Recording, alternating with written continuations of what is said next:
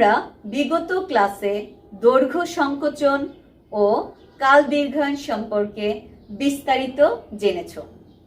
আজ আমরা দৈর্ঘ্য সংকোচন এবং কাল দীর্ঘায়নের কিছু গাণিতিক সমস্যাবলীর সমাধান করব। চলো শুরু করা যাক আজকের ক্লাস।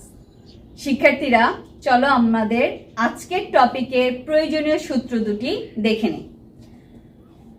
L সমান L naught root over 1 minus B square by C square. এটা হচ্ছে দৈর্ঘ্য সংকোচনের জন্য সূত্র এবং কাল দীর্ঘায়নের সূত্রটি হচ্ছে টি সমান T naught root over 1 minus B square by C square.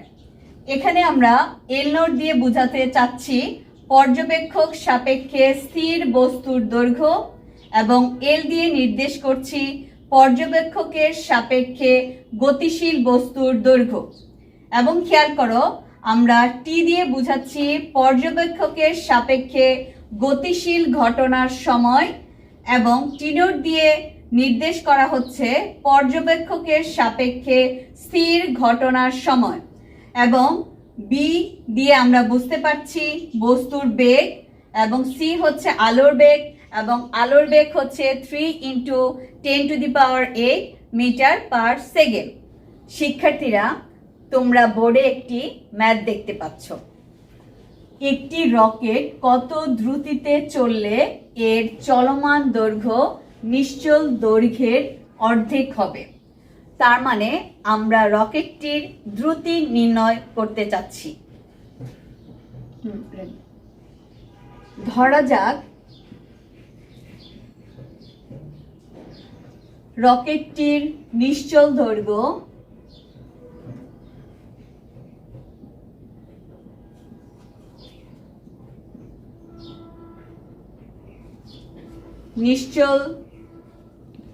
দৈর্ঘ্য আমরা ধরে নিলাম এল নট এবং রকেটের চলমান দৈর্ঘ্য ধরে নিলাম আমরা এল। তাহলে আমাদের বের করতে হবে রকেটের দ্রুতি ভি সমান হোয়াট। আমরা প্রত্যেকেই জানি আলোর দ্রুতি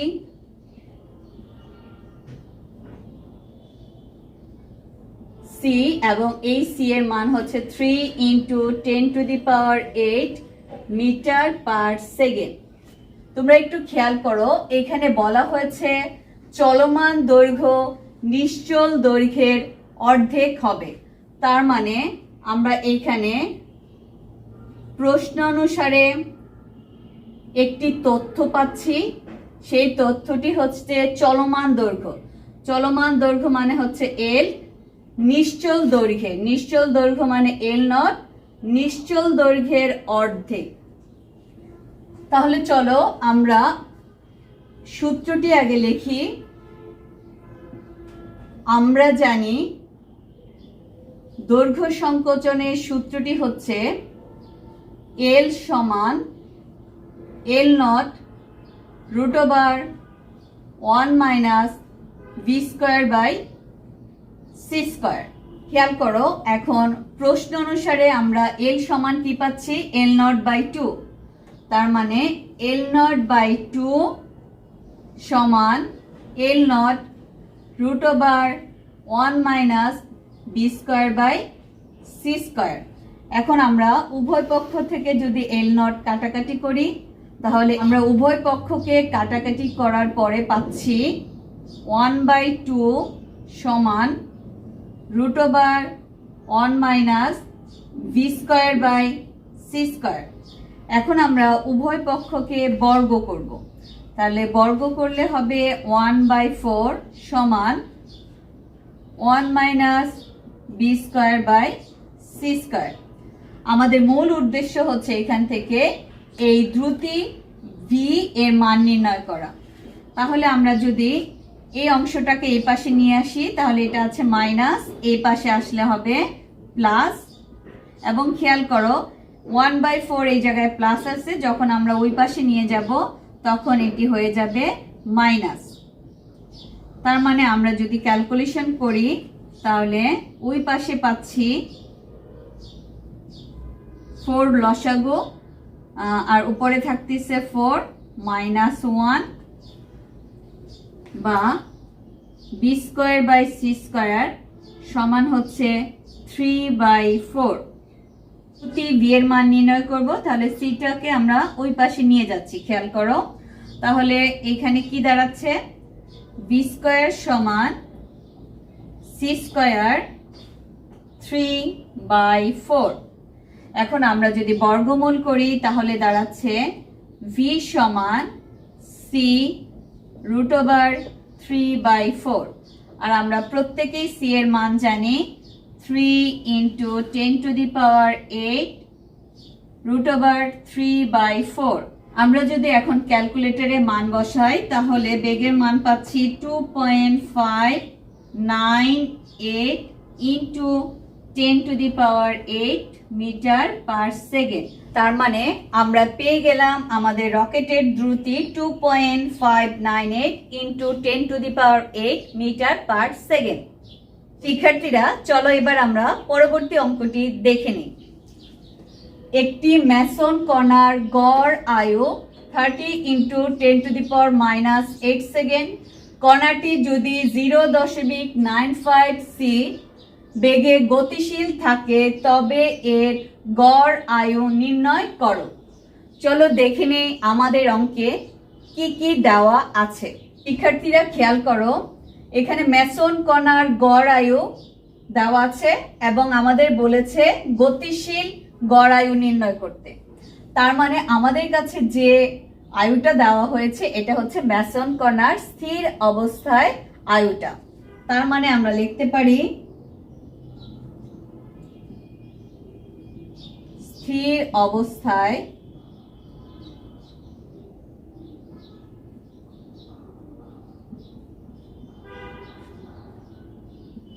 ম্যাসন কণার গড় আয়ু, আর এটাকে অবশ্যই আমরা ধরে নিব টি নট। তার মানে টি নট হচ্ছে 30 × 10⁻⁻8 সেকেন্ড এবং আমাদের নির্ণয় করতে হবে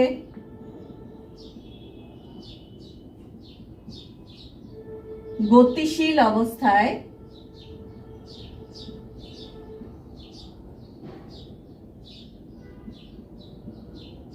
ম্যাসন কণার গড় আয়ু। আর আমরা গতিশীল সময় বা আয়ুকে এখানে টি দিয়ে প্রকাশ করব।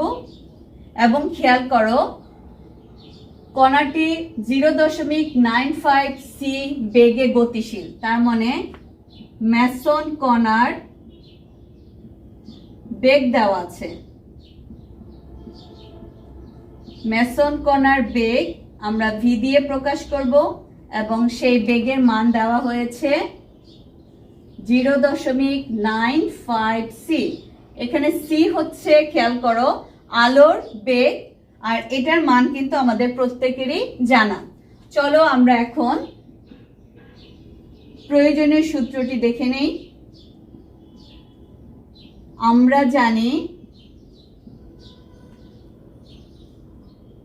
টি সমান T naught √1 - V square by C square. তাহলে খেয়াল করো, আমাদের ম্যাসন কণাটার স্থির অবস্থায় আয়ুটা দেওয়া আছে, সেটার মান হচ্ছে 30 × 10⁻⁻8 1 এবং ম্যাসন কণার দেখো বেগ দেওয়া আছে, বেগ দেওয়া আছে কত, 0.95। আর এই সি হচ্ছে এখানে আলোর বেগ এবং নিচেও খেয়াল করো আলোর বেগ আছে। আমরা এটাকে চাইলে এভাবে পুরোটার উপর স্কোয়ার দিতে পারি। তাহলে এখন যদি আমরা ক্যালকুলেশন করি তাহলে খেয়াল করো, এই সি কাটাকাটি চলে যাচ্ছে, তাহলে 30 × 10⁻⁻8 এখানে দাঁড়াচ্ছে 1 - 0.95 স্কয়ার। আমরা এখন যদি ক্যালকুলেশন করি তাহলে পাচ্ছি 9.6 ইন্টু 10⁻⁻7 সেকেন্ড।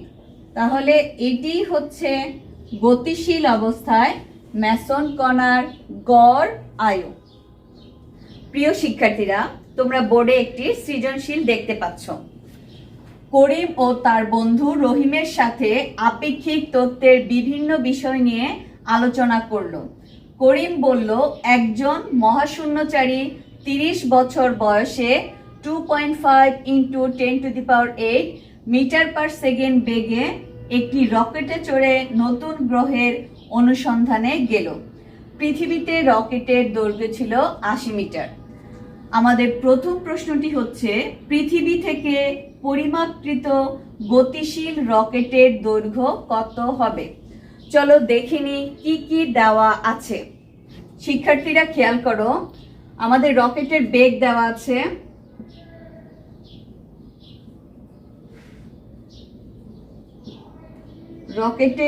দেওয়া আছে টু 2.5 ইন্টু 10⁸ মিটার পার সেকেন্ড এবং পৃথিবীতে রকেটের দৈর্ঘ্য দেওয়া আছে 80 মিটার। তার মানে এটা হবে রকেটটির স্থির দৈর্ঘ্য।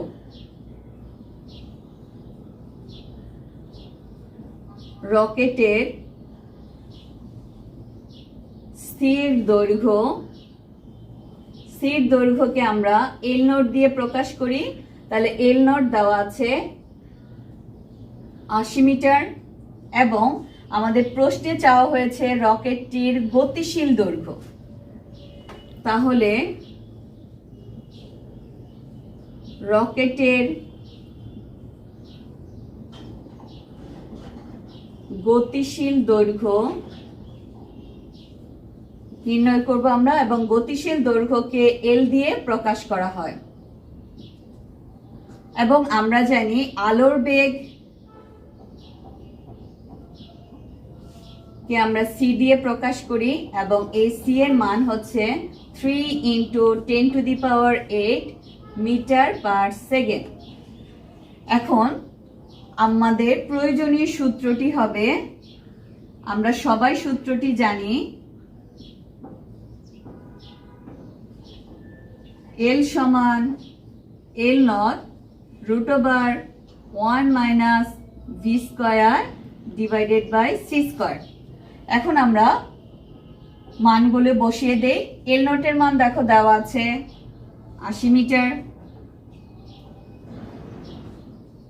এবং রকেটের বেগ দেওয়া আছে, খেয়াল করো, 2.5 ইন্টু 10⁸ এবং আলোর বেগ আমরা সবাই জানি 3 ইন্টু 10⁸।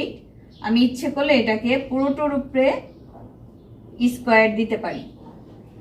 তাহলে আমরা এখন ক্যালকুলেশন করার পরে এটা রেজাল্টটা পাবো 44.22 মিটার।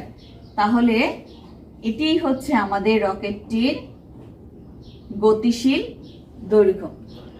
তোমরা এখন পরবর্তী প্রশ্নটি দেখে নাও। অনুসন্ধান শেষে উক্ত নভোচারী পৃথিবীর হিসাবে 50 বছর পর ফিরে আসলে আপেক্ষিক তত্ত্ব অনুসারে তার বয়স পৃথিবীর ক্যালেন্ডার অনুযায়ী একই হবে কিনা ব্যাখ্যা করো। শিক্ষার্থীরা, বয়সের অঙ্ক করতে গেলে মনে রাখতে হবে, যার বয়স নির্ণয় করতে হবে সে যে প্রসঙ্গ কাঠামোতে অবস্থান করবে ওই প্রসঙ্গর কাঠামোর সাপেক্ষে তার বয়স হবে প্রকৃত বয়স বা স্থির বয়স। তার মানে মহাশূন্যচারীর বয়স নির্ণয়ের ক্ষেত্রে মহাকাশযানে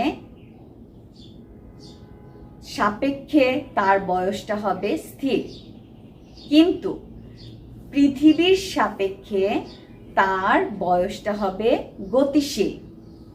তাই পৃথিবীতে যে সময় নির্ণয় করব তা হবে গতিশীল সময়। তাহলে খেয়াল করো কি কি দেওয়া আছে, আমরা একটু দেখে নেই।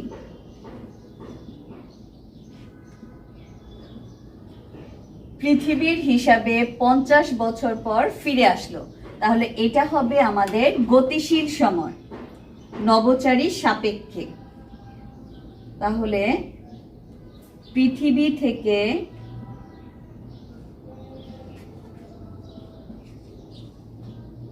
নির্ণীত সময়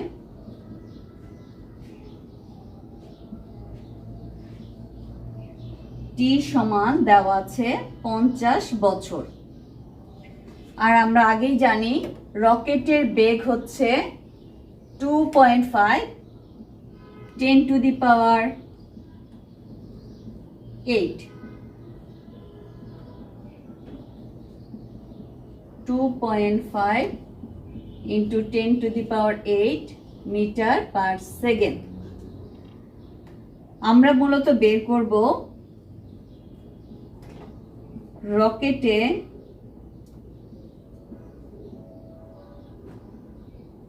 নভোচারীর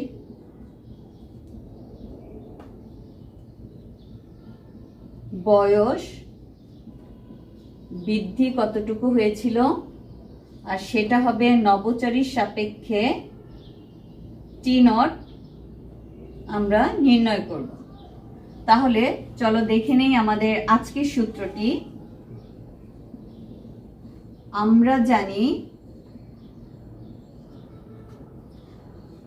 টি সমান টি নট √1 - v²/c²। যেহেতু আমরা টি নট নির্ণয় করব, তাহলে যদি আড়াআড়ি গুণ করি, খেয়াল করো, তাহলে টি নট সমান হবে টি আর এই অংশটি গুণ হয়ে যাবে, তাহলে টি √1 - v/c²। চলো এবার মানগুলো বসিয়ে দিচ্ছি। টি এর মান হচ্ছে 50, √1 রকেটের বেগ দেওয়া আছে 2.5 into 10 to the power 8, এবং আলোর বেগ আমাদের প্রত্যেকেরই জানা 3 into 10 to the power 8, এটার উপর স্কয়ার। এখন আমরা যদি ক্যালকুলেশন করি তাহলে এখানে পাচ্ছি 27.64 ইয়ার। সুতরাং এখন আমরা নির্ণয় করব পৃথিবীর ক্যালেন্ডার অনুসারে মহাশূন্যচারীর বয়স কত এবং মহাশূন্যযানের সাপেক্ষে মহাশূন্যচারীর বয়স কত, বা আপেক্ষিক তত্ত্ব অনুসারে মহাশূন্যচারীর বয়স কত। সুতরাং মহাশূন্যচারীর বয়স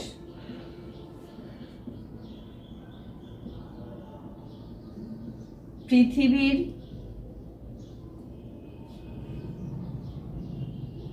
ক্যালেন্ডার অনুযায়ী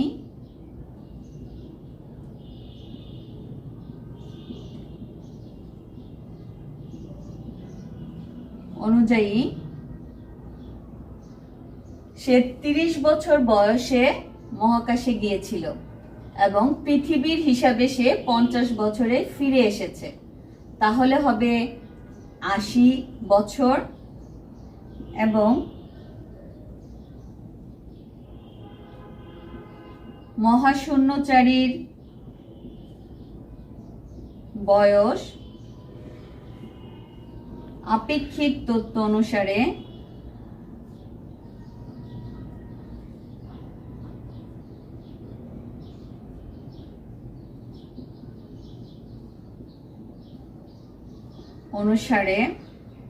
সে 30 বছর বয়সে মহাকাশে গিয়েছিল, এবং আমরা একটু আগে জেনেছি মহাশূন্যচারী 27.64 ইয়ার পরে আমাদের পৃথিবীতে ফিরে আসে, তার মানে 57.64 ইয়ার। আজ আমাদের এ পর্যন্তই। আশা করি সবাই ভালো থাকবে, সুস্থ থাকবে, এবং অবশ্যই পরবর্তী ক্লাসে তোমাদের সাথে দেখা হবে। আল্লাহ হাফেজ।